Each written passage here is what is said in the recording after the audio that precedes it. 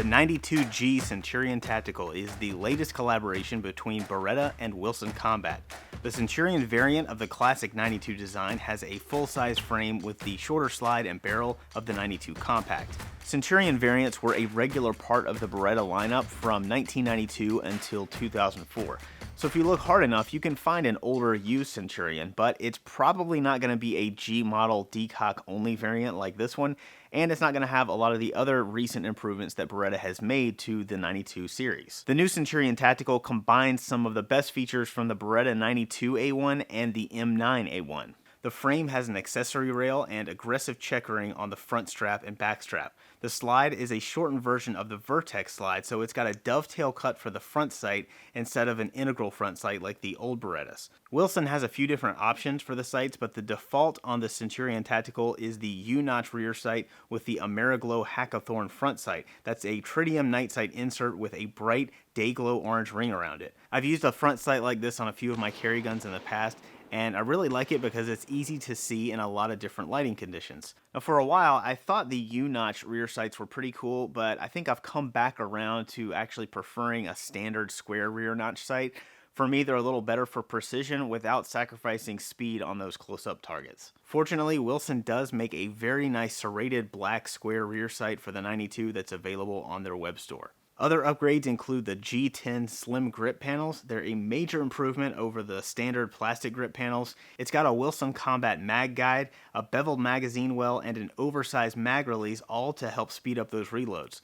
The barrel has a recessed crown, and the hammer is the skeletonized Elite 2 style. It comes with 3 magazines, 2 17-round mags, and 1 extended 20-round mag. Wilson Combat can do a really slick action job on Berettas. That's not something that comes standard with the Centurion. That will cost an extra $135. However, every one of these does come with the Beretta D hammer spring installed. That will reduce the weight of the double action trigger by a couple of pounds. The Wilson action job is an upgrade I would recommend, but like most Berettas, this gun is very shootable with just the D spring installed. It's no secret that I'm a big fan of Beretta 92s, especially the decock only configuration. I have devoted a few videos to them in the past. They're not everybody's cup of tea, and I understand why. They are big and heavy. The trigger and the other controls are hard to reach for some people, but they just happen to fit my hands really well, and I shoot the 92 better than most other handguns. I do not, however, carry a 92 very often because of the size and weight. The Centurion is intended to be a more carry-friendly version of the 92, and it is a little bit, but it's not what you would call a compact. The outer dimensions are comparable to most other full-size 9mm, and it's quite a bit heavier than a polymer striker-fired pistol. But a lot of 92 fans are drawn to the Centurion models not because they're easy to carry, but because of the way they balance. And this is one of those things that's kind of subjective, and you just have to trust that the numbers and dimensions you see on paper don't always tell you the whole story of how a gun is going to shoot.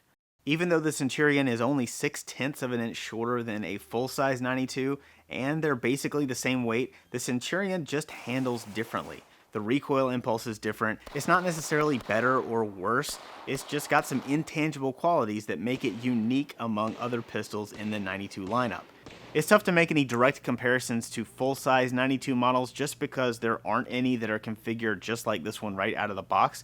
The closest thing to compare it to would be the other Wilson Combat Beretta, the 92G Brigadier Tactical. That's a really nice gun, but I definitely prefer the Centurion. For me, the Brigadier slide makes the gun feel top-heavy, and the sights don't settle quite as quickly in between shots. So I'm tempted to say that if I were to buy a 92 today, the Wilson Combat Centurion would be my first choice.